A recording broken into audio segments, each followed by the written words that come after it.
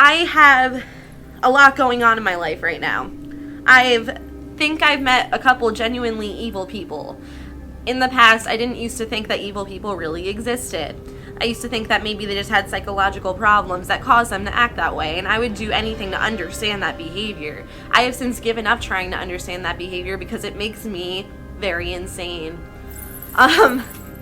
So a common debate in the witchcraft world is whether or not hexing is necessary, or if it's even acceptable.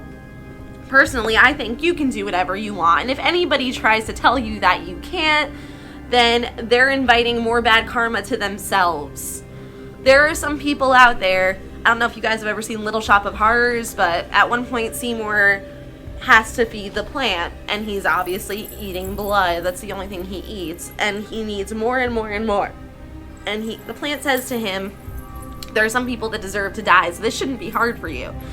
And he thinks, there's nobody I know that deserves to get chopped up and fed to a hungry plant. But then cuts at his crush's current boyfriend, who is beating the shit out of her on a nightly basis. Yeah. So white magic doesn't always work.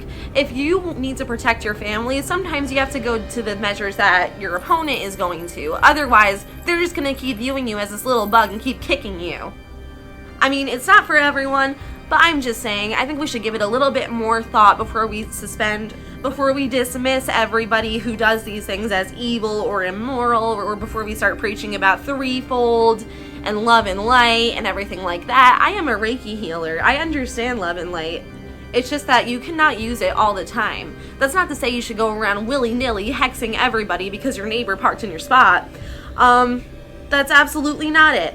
But if someone is tormenting you on a daily basis, the cops aren't doing nothing, there's nobody on God's green earth that can help you, and you've bound them, and that still wasn't enough, sometimes you gotta get a little bit aggressive, as with all things in life. So maybe you shouldn't kill someone. Well, you probably shouldn't kill someone. That's just, morality. But it doesn't hurt to protect yourself and your family members if you really got to do that. Obviously, it depends on the weight of the situation, but there is this whole stigma around just being a good person and letting everybody else kick the shit out of you in the witchcraft world, and it's gonna hurt other people more than it helps them. So I think we should stop making people feel bad about the way that they choose to practice. And I think we should stop putting everything under this Wiccan umbrella. Like, as if everybody who practices magic is Wiccan. That is not true. That is actually one of the dumbest things I have ever heard.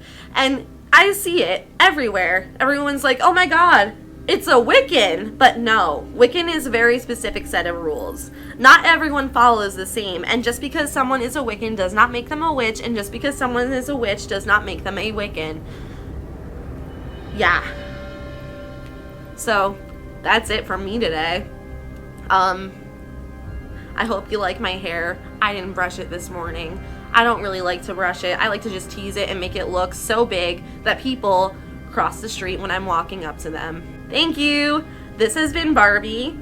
This is going on, I'm assuming, spookychick.com, but maybe it'll go somewhere else. If you're seeing this, just know that means that parts of it have been uploaded.